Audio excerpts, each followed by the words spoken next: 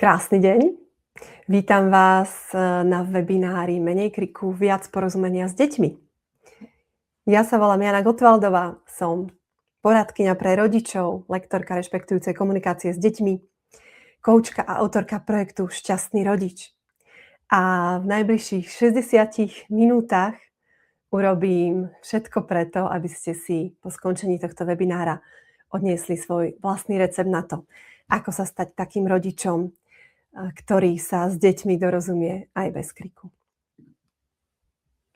Tak, tento webinár, ako už, áno, ako tí, čo ste tu so mnou viete, tak je súčasťou takého trošku väčšieho minikurzíku, ktorý trval už 3 dní, a respektíve aj nejaké prípravné dni vo facebookovej skupine Rešpektujúca výchova, inšpirácia a vzdielanie. Ak z nej náhodou nie ste, pridajte sa.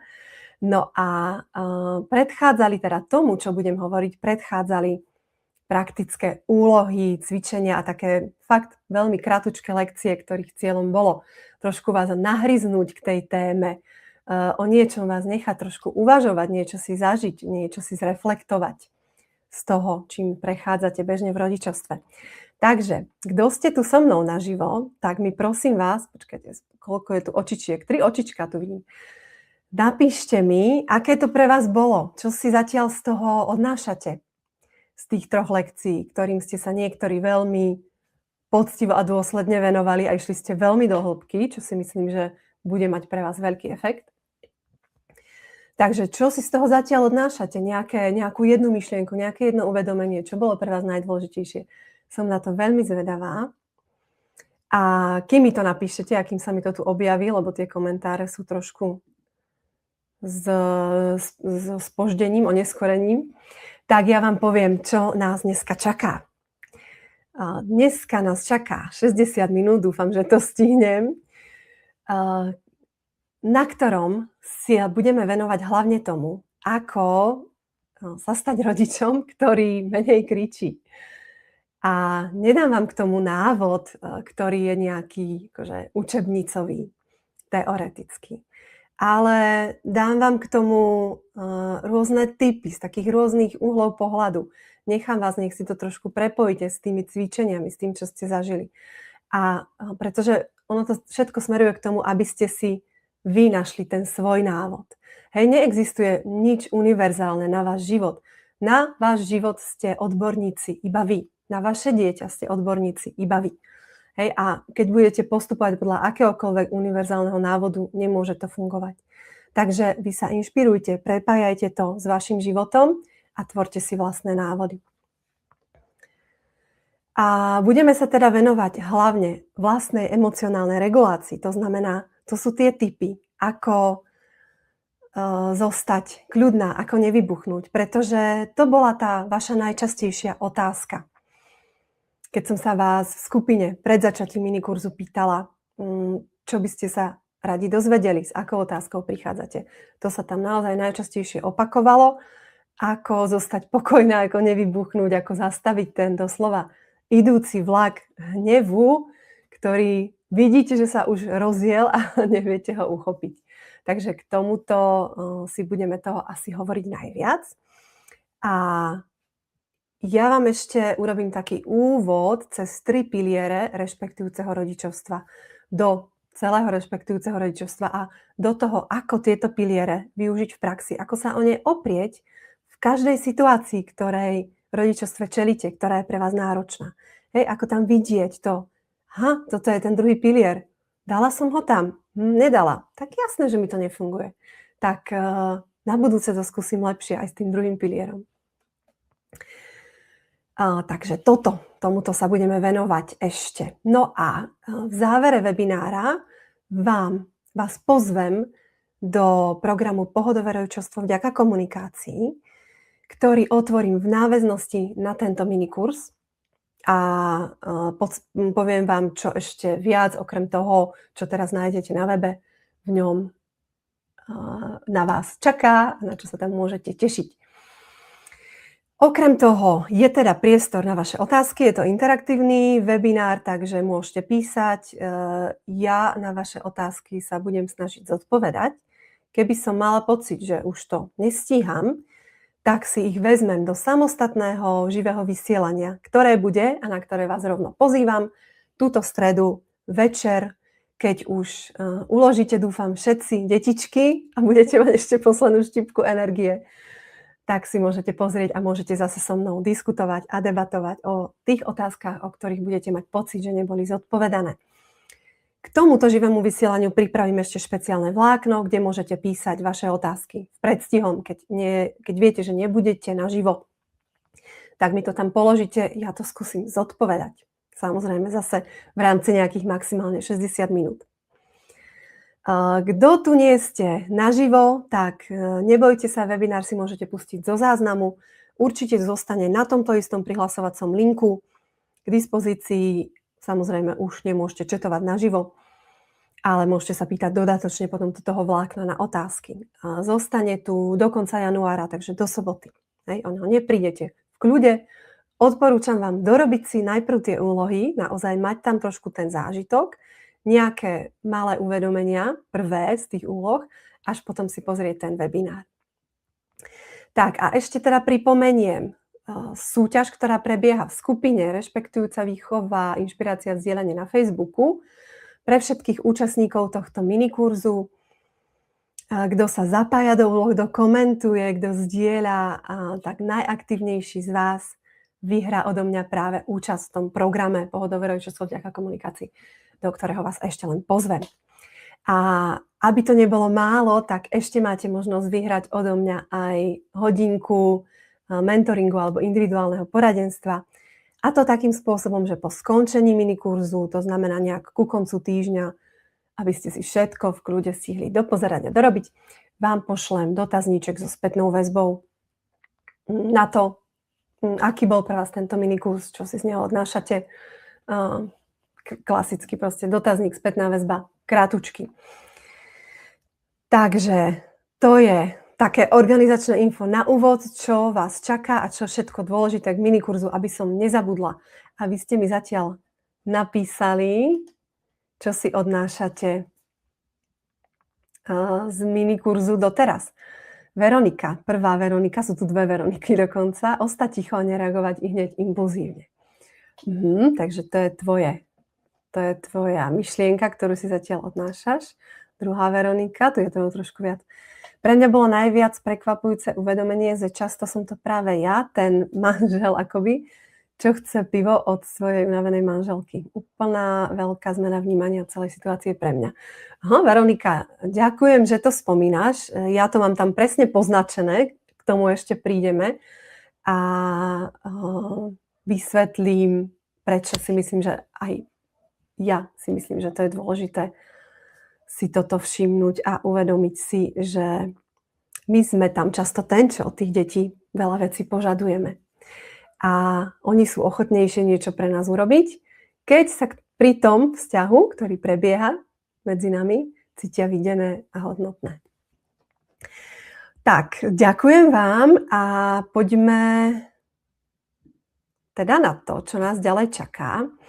Skôr, než ešte prejdeme obsahu samotného webinára, dovoľte, aby som vám stručne sa predstavila, pretože aj v tom úvodnom videu minikurzu som vám písala, že kto chcete počuť môj príbeh, dajte mi tam like. No, nebolo tých lajkov až tak veľa, ako by som si priala, ale ja vám ho aj tak poviem, ale budem veľmi stručná, sľubujem. Prečo by ste teda mohli si vziať inšpiráciu odo mňa, kto vlastne som, ako som vám povedala v úvode, založila som si svoj vlastný projekt Šťastný rodič, do ktorého som pretavila všetky skúsenosti z akejsi vlastnej premeny na rešpektujúcu a spokojnú mamu, pretože to tak nebolo vždycky. No a dnes som tu už 3 roky sprevádzania a podporovania rodičov prostredníctvom tohoto projektu. Robím online aj živé skupinové kurzy a webináre, semináre, prednášky, diskusie. Robím individuálne sprevádzanie, poradenstvo a takisto aj coaching. Baví ma veľmi práca so skupinou, preto by som rada aj v nadväznosti na tento webinár otvorila tú online skupinu. A dievčatá, ktoré tu možno tiež sú a boli bývalými účastníčkami, vám potvrdia, že naozaj tá skupina má veľkú silu a veľký podporujúci efekt. A vznikajú tam krásne vzťahy, takže pre mňa má veľký zmysel to robiť. Tak a čo ma teda priviedlo na túto cestu sprevádzania rodičov?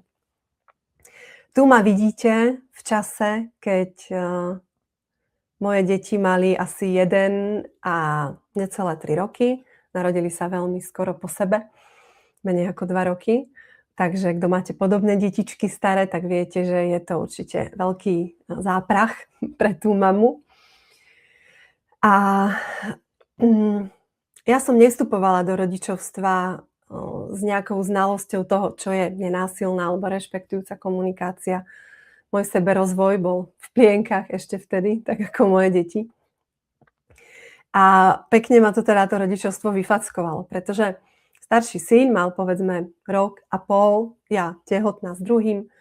No a prišlo obdobie, kedy ako začal skúšať hranice, začal testovať moje reakcie, začal jednoducho objavovať svet a narážať na moje potreby.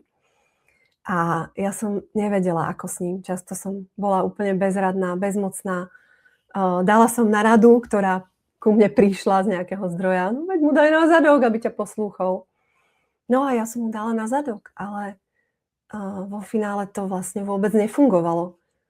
Môj syn, keď som mu niečo zakázala a on to stále robil, dala som mu na zadok a on to stále robil. Takže tento nástroj mi jednak vôbec nepomohol a jednak som sa po ňom cítila úplne hlúpo a mizerne.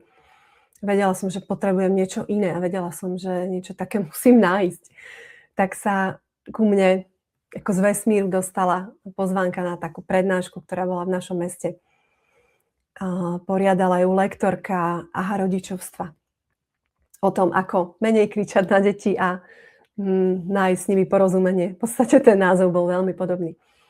No a naozaj tam som našla, alebo som pochopila, že to, čo potrebujem, existuje a že to má názov, že sa to volá peaceful parenting, alebo proste pozitívne rodičovstvo, rešpektujúce. Má to ako rôzne názvy, ale v podstate sa tam skrýva to podstatné a to je ako ten rešpekt k deťom.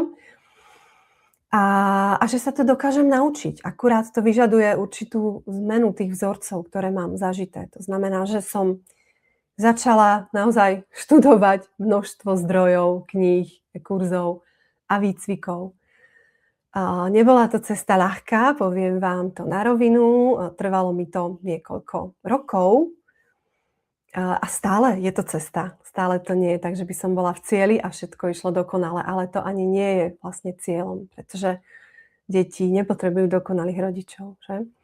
Potrebujú rodičov, ktorí robia chyby, vedia sa k ním vrátiť, vedia o nich hovoriť, vedia sa z nich poučiť. A ktorí držia v popredí ten vzťah ako tú hlavnú hodnotu rodičovstva. Tak. No a prečo som sem dala túto fotku? Aha, už viem, to som vám chcela povedať. Pretože zhruba v tomto období, kedy odkiaľ pochádza táto fotka, som si uvedomila v rodičovstve niečo strašne dôležité, čo ma posunulo o míľový krok dopredu. A chcem to s vami rovno pozdieľať, pretože možno aj pre niektorých z vás to bude niečo, čo niekde už na pozadí si uvedomujete a neviete to ešte tak úplne uchopiť. Aby ste si povedali, aha, no tak áno, presne o tom to je. No a to bolo to, že pokiaľ som mala to jedno dieťa, tak bolo pre mňa jednoduché spraviť ten deň, ten program taký, aby on bol spokojný. Aby som sa vyhla slzám a frustrácii z jeho strany z toho, že mu niečo nemôžem dovoliť. Hej? Prispôsobovala som sa do veľkej miery iba jemu. Mala som na to kapacitu a zdroje. Bola som ja a on. Vedela som svoje potreby upozadiť, preniesť na neskôr. Ale ako náhle sa objavilo druhé dieťa, ktoré malo tiež svoje potreby a tie potreby narážali na potreby toho staršieho, tak som prišla na to, že zákonite sa musím dostať do situácií, kedy minimálne jedno z tých dvoch detí nebude spokojné. A že to je normálne, že to je prirodzené. A že dieťa potrebujem vystaviť tomu, že teraz budeme robiť to, s čím proste ty teraz nie si spokojný, pretože to inak nejde. Pretože sme tu ja a vy dvaja malí a každý máme svoje potreby. Hej, a začala som úplne inak pristupovať k tomu, keď dieťa prejavovalo nejakú nespokojnosť a frustráciu. Začala som to príjmať, začala som to brať s nadhľadom a to mi veľmi pomohlo odstrániť zo seba taký ten tlak na to, že všetko musí byť dokonalé, všetko musím prispôsobiť tomu dieťaťu, naplňovať jeho potreby, nemyslieť na svoje potreby. Naopak, začala som viac myslieť na svoje potreby, pretože som vedela, že keď tie svoje nenaplním, tak všetky tie ďalšie proste sa zrútia ako domček z karát, že to nebude fungovať. Takže v skratke, to bolo moje veľmi dôležité uvedomenie z tohto obdobia môjho života. A iba chcem ukázať, čo mi píše Saška. Mne ste sa tiež zjavili ako z vesmíru, keď som chcela niečo na sebe zmeniť. Presne tak to funguje, že? My si to privoláme tak trošku. Cítime, že niečo potrebujeme a keď vysielame dosť signálov do vesmíru, tak to sem príde, tak sa vám objavila reklama na Facebooku. Super, tak ďakujem a ideme na to. Najskôr sa poďme venovať tomu teda, ako byť viac kľudnou, pokojnou mamou, ktorá nesklzne do hnevu. Hej, čiže toto zároveň predstavuje ten prvý pilier, o ktorom budem hovoriť, prvý z troch dôležitých pilierov rešpektujúceho rodičovstva. Pretože, a vy ste mi to tam sami písali, hej, a ja sa k tomu ešte dostanem, pretože kedy sa vám podarí zvládnuť nejakú situáciu náročnú s deťmi? Hej, kedy všetko ide hladšie? Vtedy, keď vy do tej situácie vstúpite takzvané emočne zregulovaná. To znamená, že nepodľahnete tomu, čo cítite, ale s tým nejak pracujete zdravo v sebe, máte na to nejaké stratégie a tým pádom dokážete lepšie komunikovať aj s tým dieťaťom. Hej. Preto je to ten prvý pilier, ktorý keď opomenieme v situáciách komunikácií s deťmi, tak často všetko ďalšie zlyháva. Pretože ako náhle už kričíme, už sme v tej komunikácii v úplne inej energii, sme v emočnom mozgu. Dieťa automaticky naskakuje tiež na ten náš emočný mozog. A už je ťažké zostať na rozumovej úrovni a dohodnúť sa v kľude. To samozrejme viete. Tak, chcem sa trošku vrátiť k tomu, v čom vám teda pomôžu tie cvičenia, ktoré sme robili v prvej lekcii. Ono totiž to je tak, že tá emocionálna regulácia sa nedá nejak naučiť rozumovo. Hej? Nedá sa, že ja vám toto poviem 5-krokový návod. Po prvé, 5-krát sa nadýchni a vydýchni. Po druhé, pristúp k dieťaťu s empatiou, nacíť sa na jeho potreby a uznaj jeho potreby. Až potom formuluj tak a takto, čo od neho chceš. Áno, znie to síce, že by to tak mohlo byť, pretože v podstate hovorím taký reálny návod, ale pokiaľ to beriete takto, že sa to ako naučíte rozumovo a idete podľa toho postupovať, tak to nefunguje. Jednoducho. Pretože tá emocionálna regulácia nevzniká v hlave, vzniká vo vašom tele. A to telo je ten kľúč. Kľúč sa skrýva vo všímavosti a k pocitom. Preto, ak sa vrátite k tej prvej úlohe z toho minikurzu, tak tam som vás vrátila k tomu, aby ste sa spätne v nejakej náročnej situácii pozreli na to, alebo skúsili sa nacítiť, čo všetko sa vtedy odohrávalo vo vašom vnútri. Čo ste prežívali, aké boli vaše pocity a kde ste to cítili. Hej? Pokiaľ sa toto naučíte si všímať na sebe, či už priamo v tej situácii, alebo zo začiatku to pekne funguje práve takto spätne. sa k tomu vrácať a všímať si to, pretože je zo začiatku, ak na to nie ste zvyknutí, je náročné pre vás získať si odstup a ponoriť sa do tých pocitov, keď už vo vás vrie nejaký hnev. Hej? Čiže keď vy si začnete všímať, čo sa deje s vašim telom. Ja neviem, všímate si, že ako náhle začínate byť nervózna, podráždená z chovania detí, že vám napríklad začnú strašne do hlavy tiec, proste také tie myšlienky, ako to tam písala tá Veronika. Alebo začnú vás svrbieť dlane, pretože máte chuť vyskočiť a niečo urobiť. Alebo vám začne tuhnúť šia, cítite napätie v ramenách, hej? Alebo vám bije srdce. Všímate si tie signály a berte ich ako informáciu, ako akési posolstvo. Naše pocity, ktoré cítime v našom tele, sú ako poštár. Nesú nám správu o tom, čo naše telo potrebuje, čo my potrebujeme. Hej? A to neznamená, že musíme nutne hneď splniť všetko to, čo nám akoby nosí ten poštár, tú správu, ale je pre náš mozog dôležité, aby sme si to všimli. Keď si to všimneme, tak on sa akoby ukľudní, dostane tú správu a tá informácia bola doručená. Dobre, budeme s tým niečo robiť. Môžeme sa rozhodnúť, ako zareagujeme.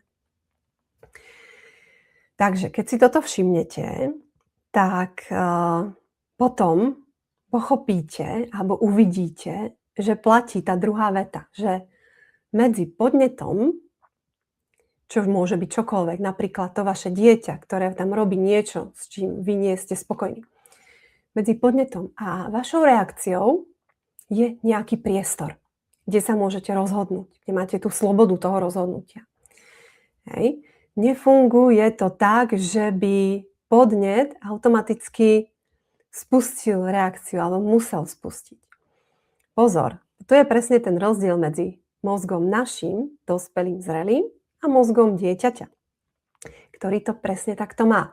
Hovoríme preto, že deti sa správajú impulzívne, pretože oni, keď cítia silnú nejakú potrebu a pocit, tak ešte nedokážu s tým mozgom pracovať tak, aby ho vedeli si všimnúť, nejak ho spracovať zdravo, povedať si, že áno, dokážem počkať, keď teraz mama po mne chce, aby som sedel za stolom a kľudne jedol, dokážem počkať s tou potrebou pohybu. Nie, on nedokáže počkať. Hej? On ju musí naplniť hneď.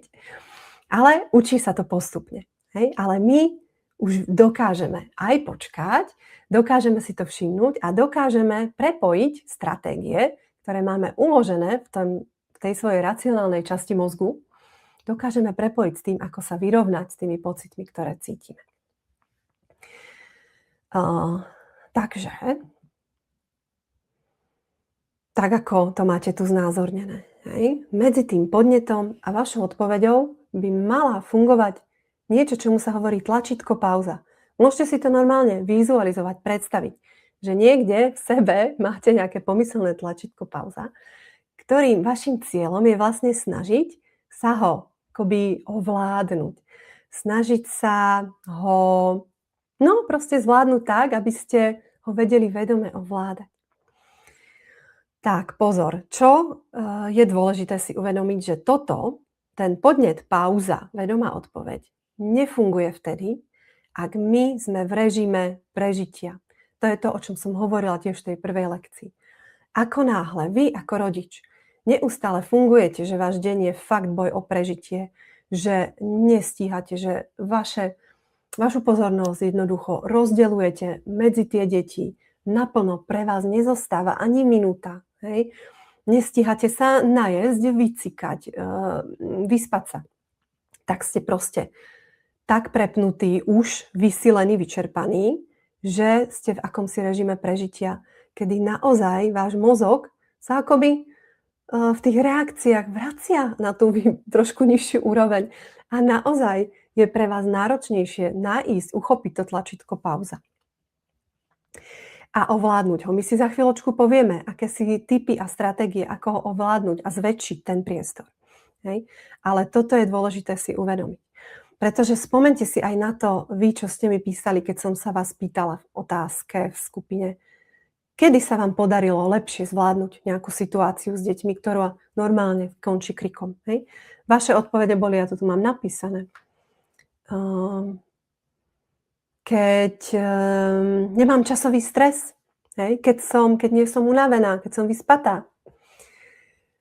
Keď sme mali čas na to s deťmi sa medzi tým pomojkať, potuliť. Takže naozaj to takto funguje, že pokiaľ sa nepostaráte vy o svoje potreby a neprevezmete zodpovednosť za to, ako svoje potreby naplňovať, tak ste neustále v režime prežitia a vtedy to na to tlačítko pauza jednoducho takmer nedosiahnete. Alebo dosiahnete len veľmi málokrát. Ráno 3-krát a potom už nie proste. Takže ja viem, že veľa z vás možno hneď vám naskočí otázka. Jasné, proste som sama, mám 3 deti, som sama, manžel celý deň v čudu. Nemám ten čas na to, ako to zvládnuť. Rozumiem. Vždycky samozrejme sú nejaké cesty a stratégie, ako to urobiť tak, aby to bolo pre vás znesiteľné, aby ste sa vy necítili, že len prežívate a len bojujete o holú existenciu. A zároveň funguje ešte niečo také, čo sa volá uznanie potrieb. Pokiaľ vy nemôžete svoje potreby naplniť hneď, tak im vlastne stačí, keď si ich všimnete. Hej, predstavte si, že si chcete spraviť očistný pôst, že chcete mať deň iba na vode, pretože veríte tomu, že je to dobré pre vaše telo, zdravie. Tak jasne, že ste celý deň hladní, ale ako funguje vaše telo? Funguje celý deň v režime prežitia? Ste naozaj proste ten tiger hladný, ktorý po všetkých bude len štekať a bude nervózny a každá situácia končí krikom? No nie, pretože vy viete o tom, že ste hladní, si to všimnete a vedome si potvrdíte, že takto je to v poriadku, takto to chcem, pretože verím tomu, že to je prospešné pre mňa. A zajtra sa zase najem, trebárs. A takto to presne môže fungovať do istej miery, pokiaľ už to nie je naozaj proti vašemu nejakému zdraviu. Do istej miery aj s tou potrebou nejakého vlastného odpočinku a času pre seba, priestoru pre seba, vlastnej sebarealizácie. Že si to uznáme, teraz je obdobie, kedy sa mi toto nedostáva. Viem o tom. A skúsim si to naplánovať tak, aby sa mi to trebárs v tom ďalšom období začalo viacej dostávať.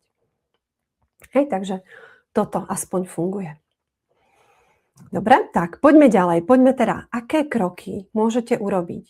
Čo, aby ste ovládli to tlačítko pauza, aby ste si ho trošku ochytali a trošku nad ním získali svoju moc.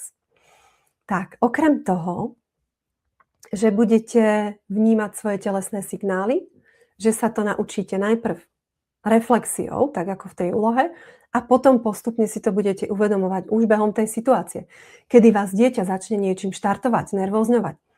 A vy si uvedomíte, čo sa to so mnou deje, čo teraz cítim. Aha, nemusím sa nahnevať, lebo ja v skutočnosti cítim strach.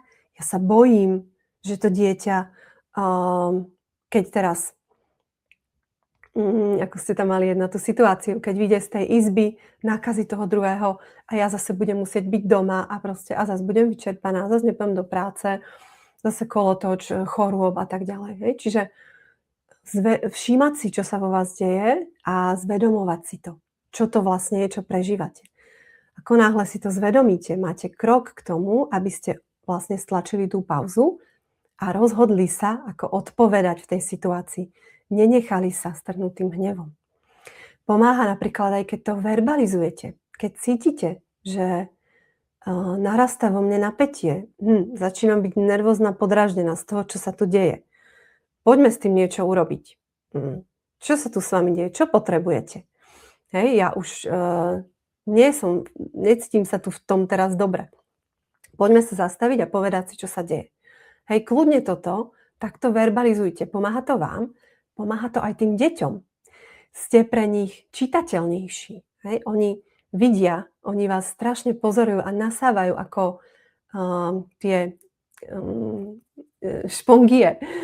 to vaše signály telesné, neverbálne a prepájajú to s tým, ako to verbalizujete. Oni sa tak vlastne učia orientovať sa vo svojich emóciách. Takže verbalizujte to, hovorte, čo sa deje a ako si s tým poradíte. Hej? Nemyslím to tak, že verbalizujete, že cítim, že za chvíľu vybuchnem a potom poviete, dobre, varovala som vás, vybuchnete, hej, a urobíte strašnú spúšť s deťmi.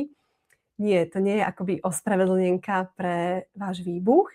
Je to ukážka toho, že ste si vedomí svojich pocitov a že s nimi pracujete.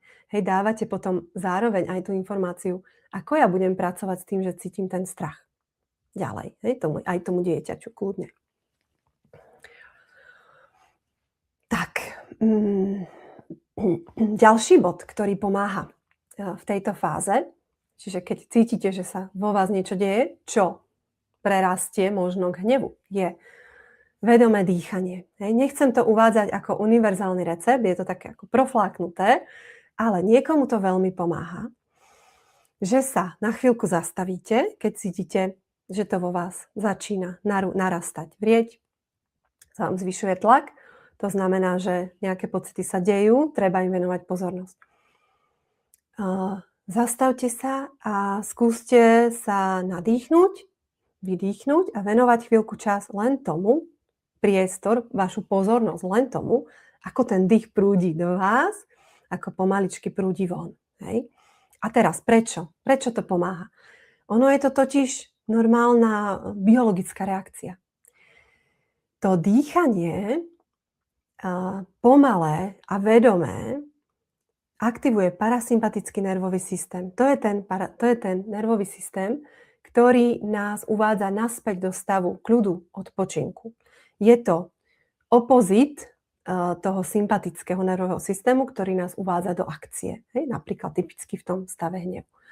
Takže my tým trošku akoby oklameme to naše telo, pretože tým sústredením na ten dých, keď to urobíte, neviem, 5 krát za sebou, hej, ak zrovna teda nehorí a jedno dieťa nezabíja to druhé už ste vláčikom, tak máte čas dýchať.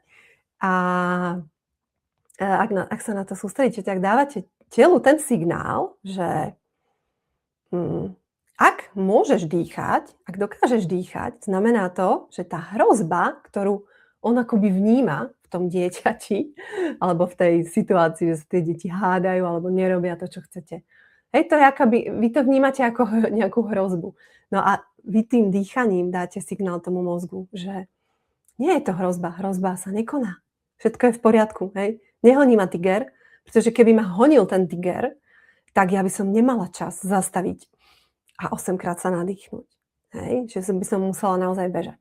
Takže je to naozaj technika, ktorá funguje. Ak vám je to blízke, nech sa páči, šup do nej, choďte do toho. Tak, ďalší môj tip je pracujte s tými myšlienkami. Opäť sa vraciam k úlohe číslo 1. Zvedomujte si myšlienky, ktoré k vám chodia. A teraz, všimli ste si vy, keď ste mi ich tam písali, niektorí teda mali ste fakt množstvo myšlienok, čo je normálne, pretože ako náhle sa už vo vás niečo deje, tie myšlienky sa začnú nabalovať, fakt hrnúť jedna za druhou, úplne vás zahltia. Hej, a vy si všimnite, že čím je tých myšlienok viac, tým ste viac zahltení. A čím ste viac zahltení, tým ste viac v strese. Takže sa zase neviete dostať sem do tej pauzy, ale ste v automatickej reakcii, v impulzívnej a idete do toho hnevu. Hej? Takže tie myšlienky, čo vám oni hovoria častokrát?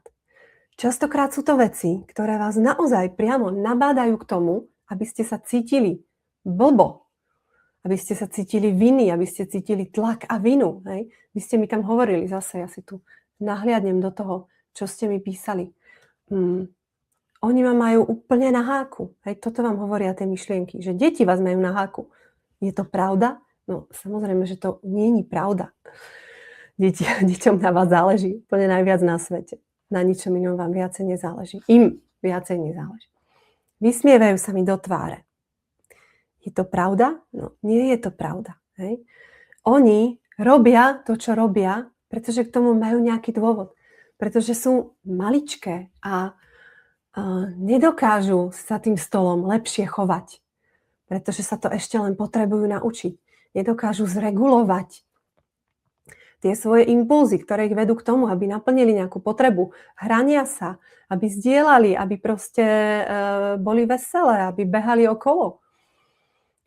Alebo aby si vám sadli na kolená, keď cítia, že sa s vami potrebujú spojiť, pretože sa cítia málo vyživení od vás, pretože ste, neviem, celé dopoludne neboli doma a to dieťa bolo v škôlke.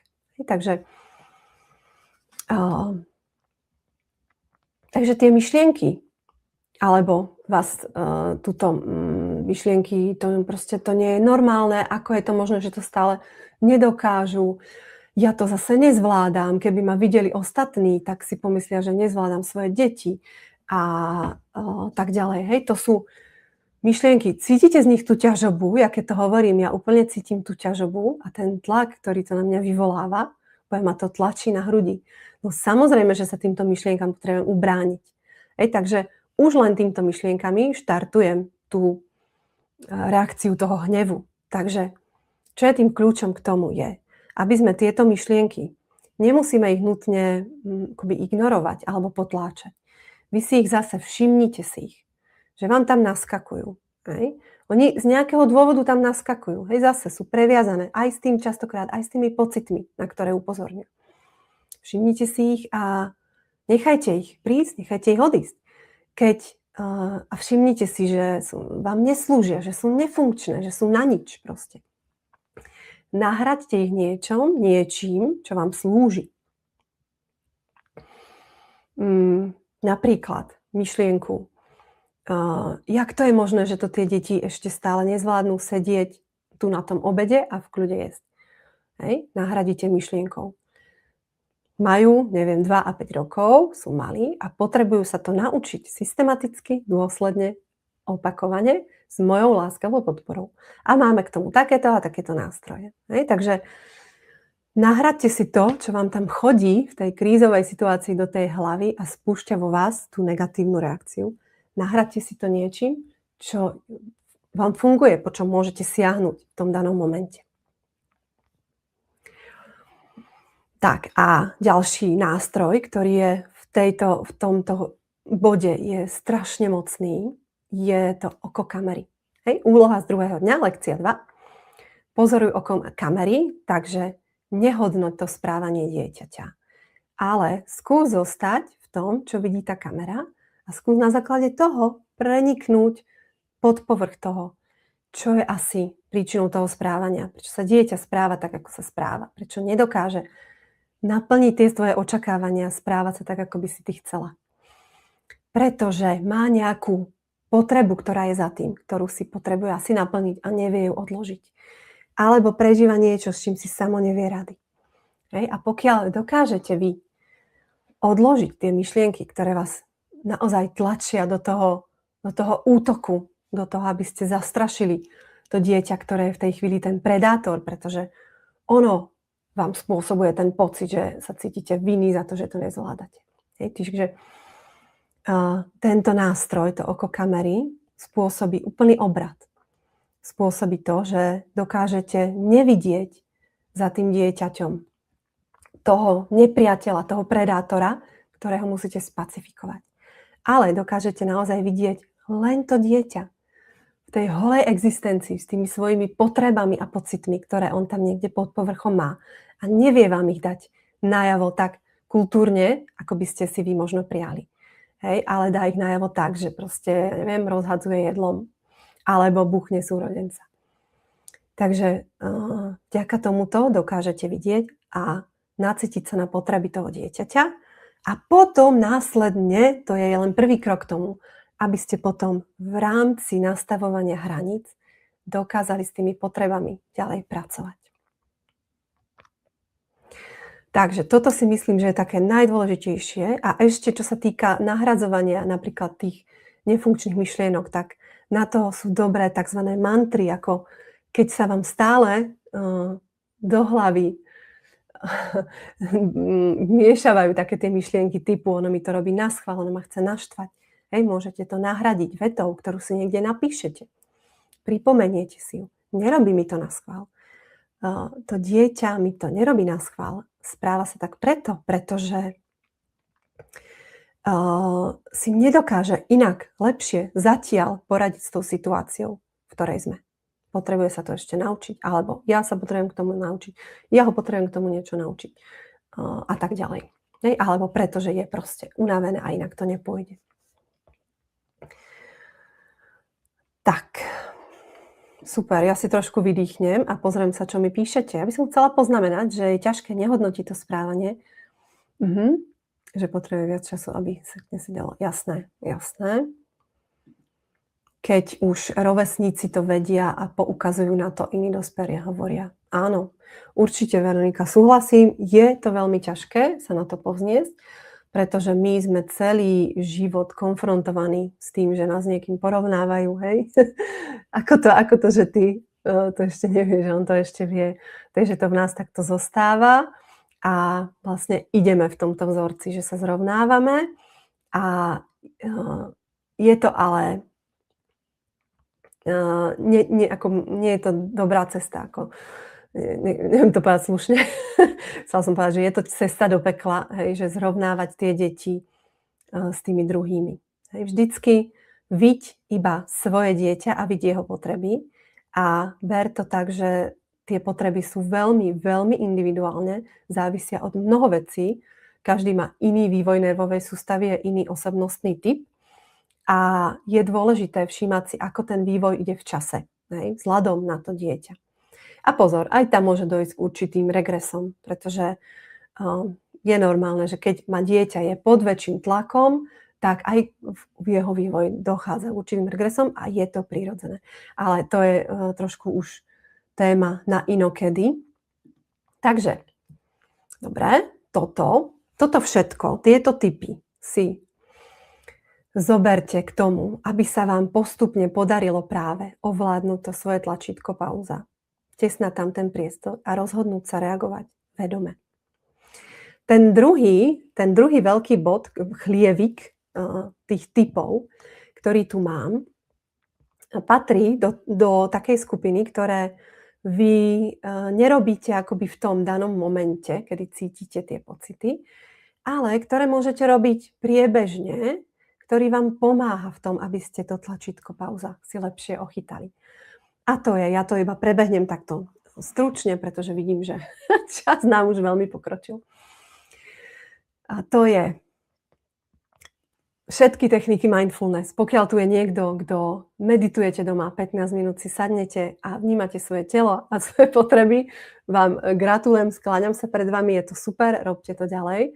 Ak nie, ak na to nemáte čas, tak sa zastavte na 2-krát za deň, na 2 minúty, že si sadnete a urobíte tzv. Check-in. Skontrolujte svoje telo, ako sa má. Sadnete si na gauč, pustíte deťom rozprávku a na chvíľočku úplne vypnite a naladte sa iba na seba a povedzte si, tak ako mi to zatiaľ ide dneska s tými deťmi, ako to zvládam. Čo som cítila, keď sa dialo toto. Na čo ma to upozorňuje? Čo potrebujem? Aha, potrebovala by som si dneska čas pre seba. Ako si ho zariadím? Hej? Skúste proste reflektovať, čo sa vo vás deje. Takými úplne maličkými mikromomentami. Veľmi to pomáha. Robte si takú tú sebereflexiu pomocou, ako bola tá úloha 1-2, hej, do minulosti. Môžete si ich podrobne písať. Veľmi to pomáha, keď si robíte tzv. Trigger denník. Vediete si denník spúšťačov, čo vo vás spustilo ten hnev. Hej, aby ste spoznali to, čo vás trigruje, čo vo vás spúšťa hnev. Eliminujte časový stres. Vy sami ste mi písali, že keď ste v časovom strese, tak sa vám proste nedarí a kričíte. Jasné? Takže časový stres je najväčšie nepriateľ rešpektujúceho rodičovstva. Tak premýšľajte o tom, ako si nastaviť ten deň a ten režim tak, aby ste sa do neho nedostávali. Pretože ako náhle už idete v strese, tak už tam nemáte, zmršťuje sa ten priestor na to tlačítko pauza. Už sa stráca úplne. Idete priamo v tej reakcii podnet a výbuch hnevu. No a oslavujte malé úspechy, pretože to, čo robíte, túto prácu s tým sebapoznaním, s tou učením sa vlastnej emocionálnej regulácii, to nie je nič jednoduché. To si zaslúži, aby ste si všimli, kedy sa vám to podarí. Opäť sa vraciam otázke, ktorú som vám pokladala do skupiny ešte pred začatím kurzu. Pýtala som sa vás, kedy sa vám to podarilo, čím to bolo, že sa vám to podarilo. Hej, zastavujte sa nad takýmito momentami, že sa vám podarilo byť kľudná, použiť kľudný hlas, zvládnuť tú situáciu, že deti spolupracovali. Hej, a uvedomujte si, čím to bolo, že sa vám to podarilo. Napíšte si to. Pretože kedykoľvek sa vám podarí podľa tohto nového vzorca komunikácie reagovať, vy zanechávate vo svojom mozgu akoby novú nervovú dráhu, po ktorej je potreba prechádzať znovu a znovu, aby sa upevnila. Aby sa z tej jednej automatickej reakcie, ktorú máte zažitú, hej, dieťa vás znervózňuje, vy kričíte, aby ste postupne prešli do úplne inej reakcie a vyjazdili si tam tú neurónovú dráhu. Hej, takže sa vracajte k tým úspešným situáciám, oceňte sa za ne a rozoberte si, prečo sa vám to podarilo a čím to bolo. A keď sa vám to nepodarí a vybuchnete a kričíte, nie je dôležité až tak, že sa to stane. Dôležité je, či to dokážete napraviť.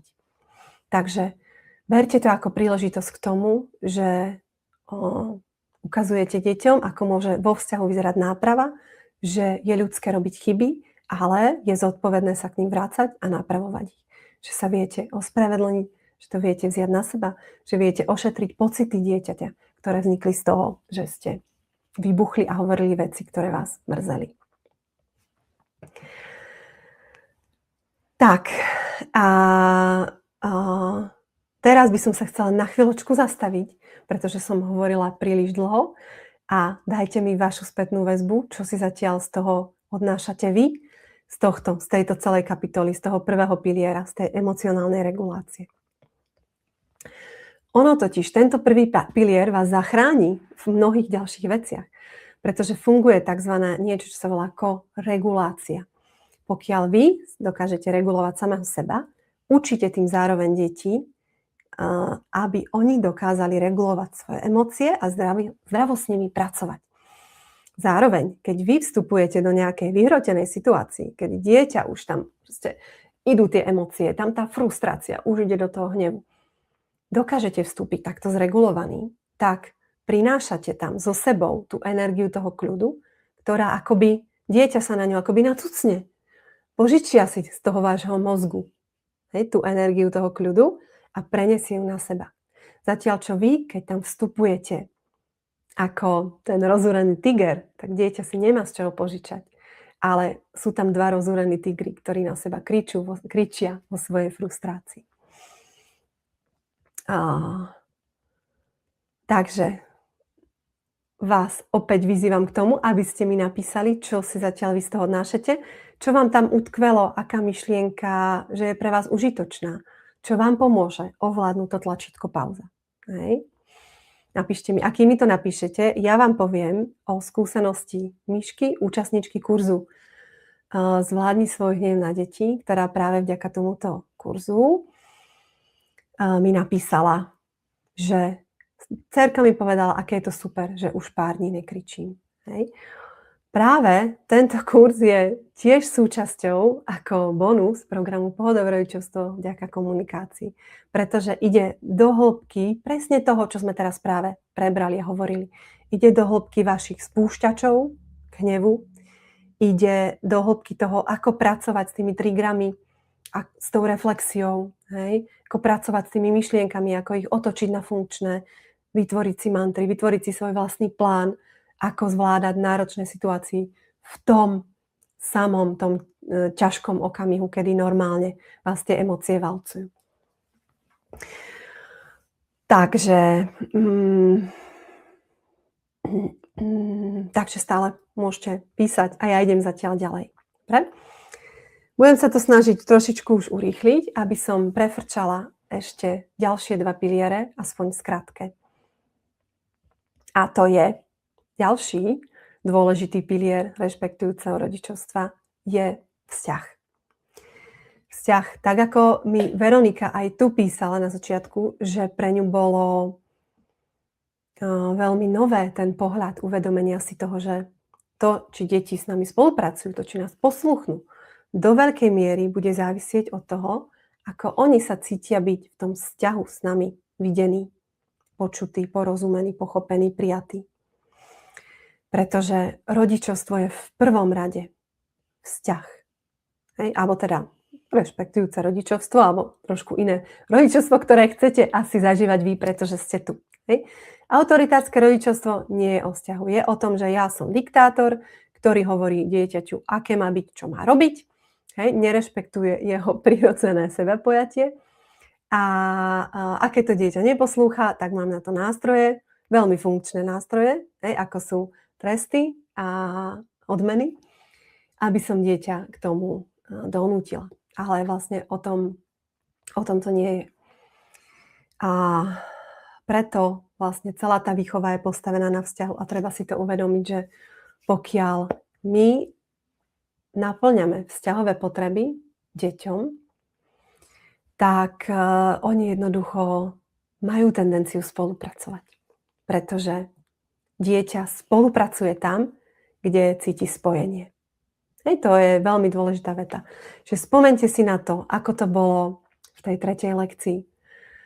Ako ste sa cítili u toho manžela, u toho druhého, toho ako ideálneho manžela, ktorý, dúfam, prajem vám všetkým takéhoto ideálneho manžela, ktorý sa dokonale nacíti na to, čo vy potrebujete ako žena, že vo vzťahu vás vidí, rozumie vašim potrebám, je empatický, a dáva vám najavo, že ste hodnotná, že na vašom názore záleží. Hej. Toto všetko ten manžel vám dal najavo v tom vzťahu a vy v zápätí na to vaša reakcia je aká? No jasné, chcete mu výjsť v ústrety. Je to pre vás normálne a prirodzené. A tak toto funguje. My s tým dieťaťom tiež máme vzťah. A pre dieťa sme my ten zdroj toho, že potrebuje byť niekým videné a potrebuje sa niekým cítiť hodnotné od niekoho. Čiže toto my mu v tom vzťahu naplňame. A ešte tady sa mi objavili myšlienky, ktoré vám zarezonovali z tej prvej časti. Pre mňa má veľkú silu myšlienka, že dieťa sa učí ešte len ovládať svoje emócie a svoje konanie. A že sa nesmiem nutkaním porovnávať syna. Aha, lebo je to pre mňa často spúšťač nejaké nervozity. Super, ďakujem za zdieľanie Veronike. A potom často podlieham svojim negatívnym emóciám, strácam napojenie na ňo. Presne tak. Že to zabíja vzťah. Super. A Saška píše, ďakujem za zoznámenie s tlačítkom pauza. OK, zoznamuj sa s ním podľa seba, nájdi si svoju cestu a uvidíš, ako to pôjde. Super, takže dôvera, ako tu máte napísané, a vzťah je to, čo nám dáva možnosť ako rodičovi to dieťa viesť a ovplyvňovať. Pretože keď nechcem používať nástroje, aké sú tresty, odmeny, tak mám v ruke práve ten vzťah a to spojenie. Čo je mimochodom jediný nástroj, ktorý vám ostane v ruke, keď deti budú trošku väčšie a už vám fyzická prevaha nebude nad nimi stačiť. No a okrem toho, keď pracujeme na vzťahu a na tom spojení, máme tie okamihy spojenia, tak vytvárame aj akýsi chemický koktail v mozgu dieťaťa, ktorý vytvára taký pocit bezpečia. No a ten pocit bezpečia, to je úplne ústredná ústredná potreba dieťaťa, ktoré má vo vzťahu k nám a vo vzťahu k tomu domovu ako takému. Hej. To spojenie, to, že naplňame tú vzťahovú potrebu spojenia, mu dáva pocit, že je v bezpečí. Keď sa dieťa cíti v bezpečí, vie spolupracovať a vie sa učiť. To je strašne dôležité si uvedomiť. Pokiaľ dieťa je neustále v režime, kedy je na ňo niečo tlačené, kedy je za niečo furt karhané, vyčítané jemu, je opravované, tak sa necíti v bezpečí. A je pre ňoho oveľa ťažšie naučiť sa fungovať v rámci nejakých hraníc a pravidiel. Ale to už je zase trošku iná kapitola. Takže okrem toho, že dieťaťu dávate pocit, že na ňom záleží na tom, čo cíti, čo si myslí, čo si praje, čo chce, že mu dávate pocit, že jeho potreby vnímate, registrujete. Pozor, neznamená to, že ich bezprostredne všetky plníte a robíte všetko preto, aby bol spokojný. Hej? Nie, to nehovorím. Ale že sa o ňoho zaujímate, tak v ňom zostáva pocit, že je hodnotný a častejšie vo vzťahu spolupracuje. Tak ako vy ste mali väčšiu chuť a ochotu priniesť to pivo z tej chladničky. Ako pestovať spojenie, vzťah, opäť je veľká téma, ktorú si preberieme aj v programe Pohodové rodičovstvo vďaka komunikácii, do ktorého vás za chvíľku pozvem. Ale spomeniem len to, že naozaj deti potrebujú, aby sme s nimi ten čas trávili, nie len za chodu domácnosti, ale tak ako vy trávite čas s partnerom a utvrdzujete sa v tom, že váš vzťah má zmysel, tak deti potrebujú, aby sme s nimi boli jeden na jednoho. Aby mali tú našu plnú pozornosť, aspoň chvíľku, alebo v nejakých vymedzených časových okamihoch, na ktorých sa dohodnete. Aby mali ten pocit, že vám na ňom záleží a nič iné nie je dôležité.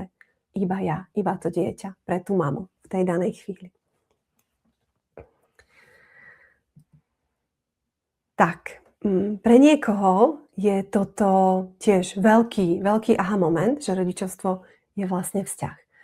A častokrát sa mu nepodarí od začiatku nadviazať ten vzťah s tým dieťaťom. A to je úplne v poriadku. Nemusí to tak byť. Opäť, my ideme v tých vzorcoch, ktorých sme vyrastali. Čiže pokiaľ sa k nám bolo chované tak, že si proste nejaký objekt, ktorý má plniť hygienické návyky a povinnosti do školy a tým pádom sme spolu OK, tak pravdepodobne vám to možno nie je úplne prirodzené naväzovať vzťah s dieťaťom. Napríklad Katke, účastníčke kurzu minulej Pohodové rodičovstvo vďaka komunikácii, sa to podarilo a prisudzovala to naozaj tomu kurzu. Hovorí tu, malé písmenka, ja na to nevidím. Teraz si konečne užívam, že syn sa chce aj v 5 rokoch so mnou potúliť, vyhľadáva moju blízkosť. Hranice sa mi lepšie nastavujú, keď máme vybudovaný vzťah. Presne na to kápla Katka, pretože nastavovať hranice niekomu, s kým nemáte vzťah, ide veľmi ťažko. Ide to z pozície moci, ale to sme zase v autoritárskej výchove. Takže napríklad aj vďaka tomu, čo sa naučila v kurze, sa jej podarilo upevniť a postaviť výchovu na vzťahu. Tak a otázka pre vás. Čo môžete urobiť trebárs hneď dneska? Alebo akejkoľvek prvej situácii, kedy sa dostanete do komunikácie, interakcie s dieťaťom. K tomu, aby sa vaše dieťa cítilo viac videné, viac vypočuté, aby sa cítilo, že vám na ňom záleží, že na jeho názore záleží, že je hodnotné, že spolu jednoducho ten vzťah tam je a že máte záujem na tom ho pestovať. Hej, takže môžete mi napíšte mi, čo vás napadá, čo môžete k tomu urobiť. Aký jeden malý krok urobíte k tomu, aby medzi vami bolo väčšie spojenie. A ja vám zatiaľ dám jeden taký tip, ktorý si môžete z tohto webinára odniesť. Keď už nič iné, tak aspoň keď túto jednu vec urobíte, hovorím vám, že máte oveľa väčšiu pravdepodobnosť tomu, aby dieťa s vami spolupracovalo. A to, že keď po ňom niečo chcete, tak predtým, než vyslovíte, choď si upratať izbu, zakričíte to od sporáka, od toho, čo ako upratujete po večeri, tak nadviažte spojenie. To znamená, že k tomu dieťaťu prídete alebo takto to poviem, vezmem to na tom príklade, čo jedna z vás písala. Hej? Že syn má byť na čas kúpeľný, uprataná izba. A nedieje sa to. Hej? Tak namiesto toho, aby ste tam zakričali, prečo ešte nie si v tej kúpeľni a čo je zase tady tá izba rozhádzaná? Tak urobíte krok. Po tom, čo sa poprvé teda emocionálne zregulujete, to už viete ako na to, tak po druhé urobíte ten krok k spojeniu. A to znamená, že vidíte tam to dieťa, ktoré si tam proste chce niečo dokončiť svoje, sa tam hrá, niečo dorába. Tak sa k nemu, u neho na chvíľku zastavíte, sadnete si k nemu, pozrite sa na neho plná lásky, pretože je to vaše dieťa. A položíte mu ruku na rameno a poviete mu, aj ty si ešte potrebuješ toto dokončiť, však vidím to. Teraz je 20:30 a to znamená, že je čas na čo? Aha, a ona už vie, že je čas, kedy mal byť v kúpeľni a má upratanú izbu. A už nič ďalšie nemusíte dodávať. Hej. Možno. možno budete musieť dodávať niečo ďalšie. A k tomu tiež prídeme, pretože toto nefunguje zase ako zázračná palička, ale je to veľký krok k tomu, aby ste naštartovali tú spoluprácu.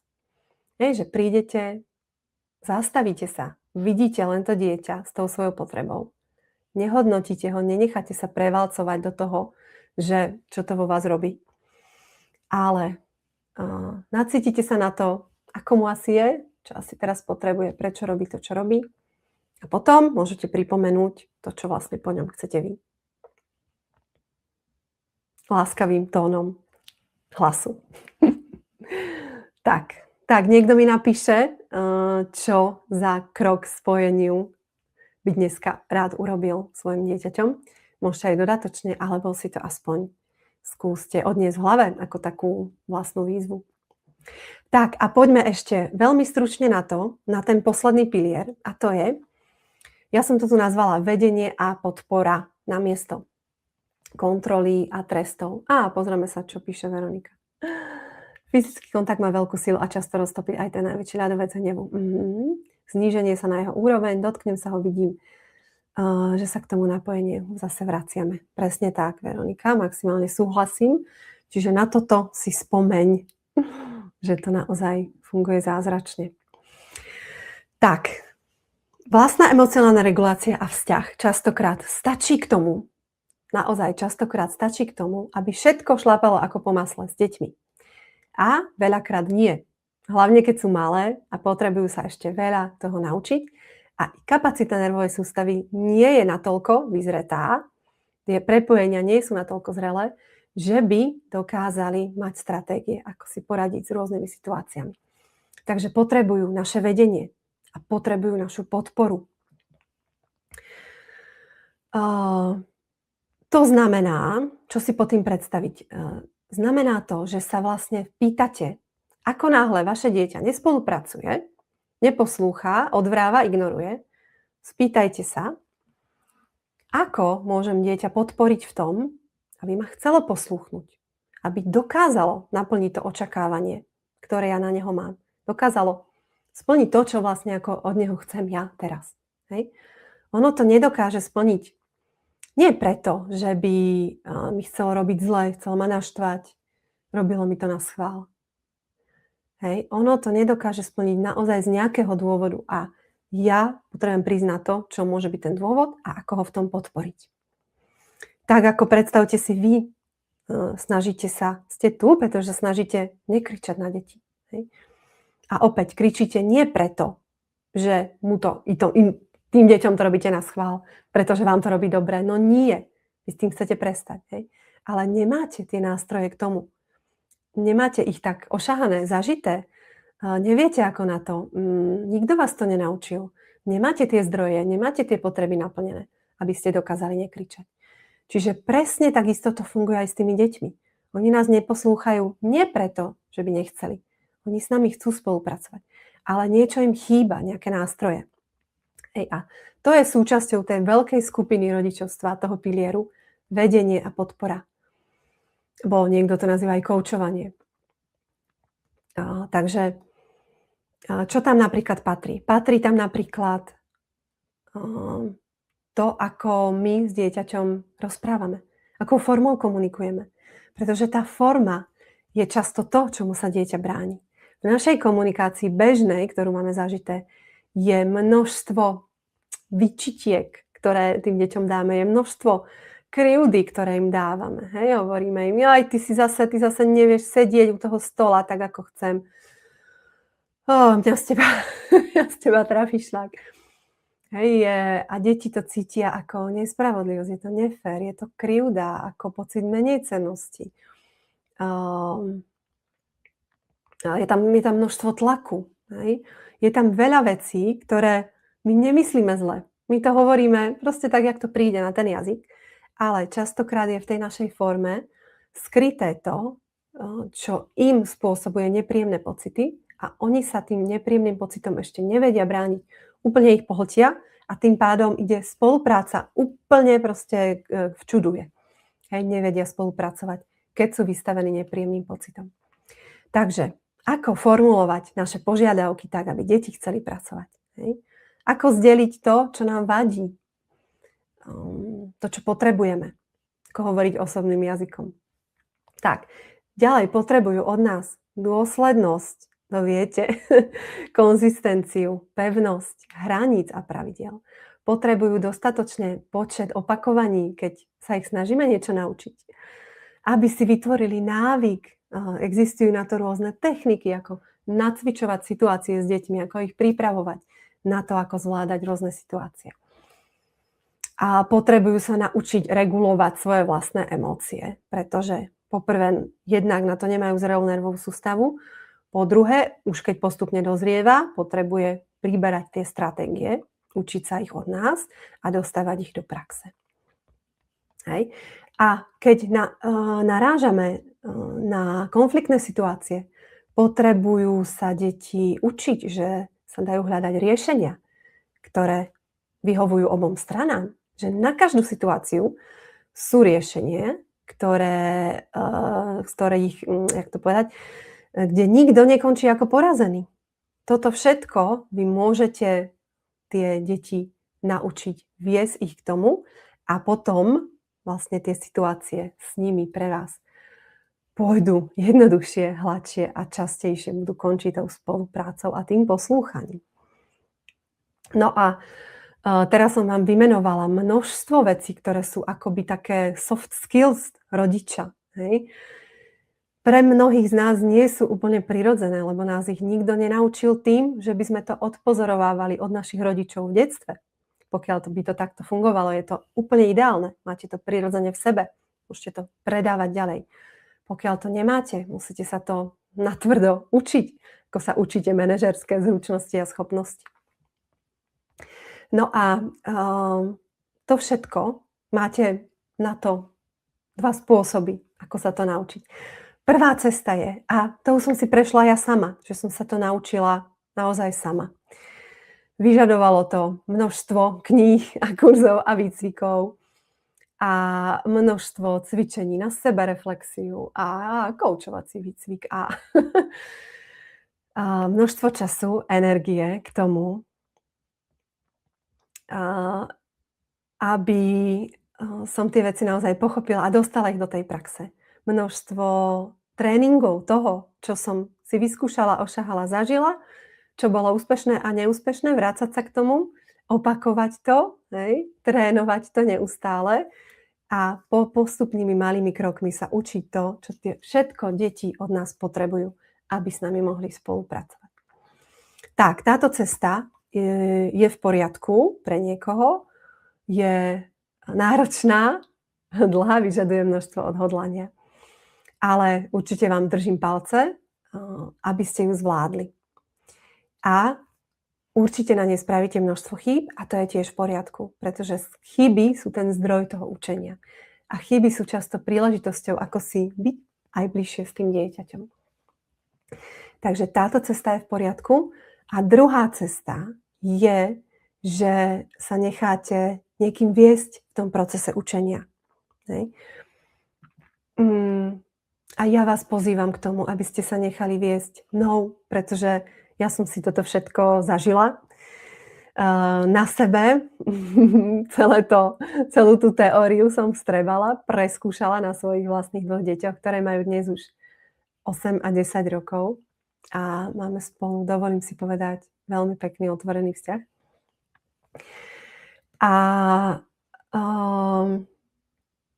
Takže sa necháte viesť niekým, kto toto všetko absolvoval a kto to pretvoril do akejsi štrukturovanej cesty, ktorá vás prevedie tými zručnosťami. Dávam k tomu tú teóriu, dávam k tomu praktické nástroje, k tomu, aby ste dokázali tú teóriu uviesť do praxe. A nezostalo to naozaj iba pri tom, že si vypočujete video a poviete si, super, to znie dobre, to by sa mi chcelo. Chcela by som, aby sa mi to takto podarilo. Hej? A vlastne vo finále sa nič nezmení.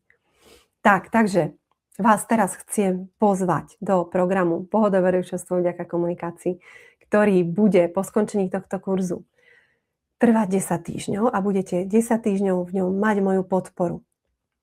V čom je lepší? Je lepší ako iné rodičovské kurzy jednoznačne v tom, že tam máte moju podporu, a to formou jednak individuálnou v skupine, kde môžete konzultovať vaše proste individuálne situácie konkrétne, a jednak v tom, že sa stretávame každý týždeň v skupine a robíme tréning tých techník alebo proste tej časti tých skills, tých zručností v rodičovstve, ktorú v danom týždni prechádzame, pretože tam máme 10 týždňov, 10 rôznych tém.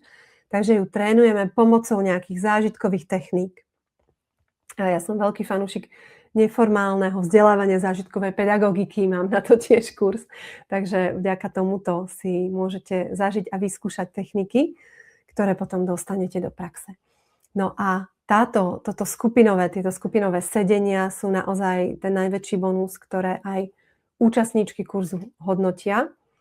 Jednak z pohľadu toho, že tam získavate podporu a aké si to skupinové nadšenie, ktoré tam v tom funguje, zdieľate tam tie svoje úspechy a neúspechy.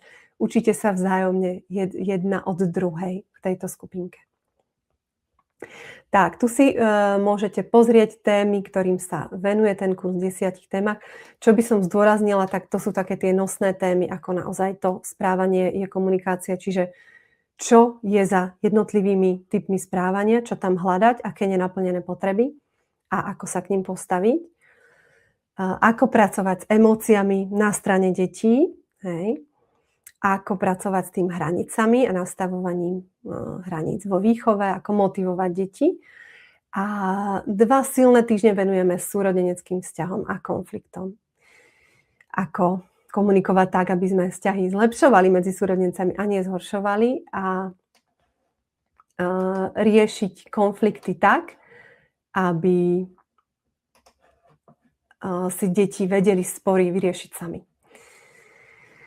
Tak a čo tu nie je napísané, je,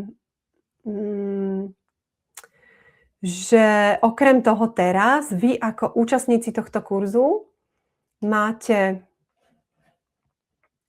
získavate odo mňa prístup aj ku kurzu Zvládni svoj hnev na deti, čo som vám spomínala ako Mišku, ktorá bola účastníčkou, ktorá si z toho odniesla spôsob, ako menej kričať. Takže k tomuto kurzu získavate naviac, pretože to je akoby ide do hĺbky tej kapitoly emócií a emocionálnej regulácie. A okrem toho v kurze získavate množstvo podporných materiálov, takové pracovné listy, kde si vyplňujete rôzne príklady, máte tam rôzne také zhrnutia, také ťaháky, máte tam veľa takých ako rôznych grafických PDF-iek, ktoré vám pomôžu si pripomenúť také tie hlavné body z tej teórie. Hej, alebo tam dostanete, ja vám to ukážem, takúto pomôcku, PDF-ko k emocionálnej regulácii detí, Môj kľudný kútik, kde učíte deti lepšie pracovať s tým, ako sa cítia a čo potrebujú. Niečo, čo pomôže aj vám, hej? A pomôže vám to eliminovať také tie nepriateľné prejavy správania, ako je hádzanie vecmi a búchanie a bitie sa a podobne. Takže máme tam rôzne podporné nástroje. Dostanete spolu s týmto kurzom. Tak a ja sa vrátim sem a ešte vám dopoviem, teda, aby som to zhrnula,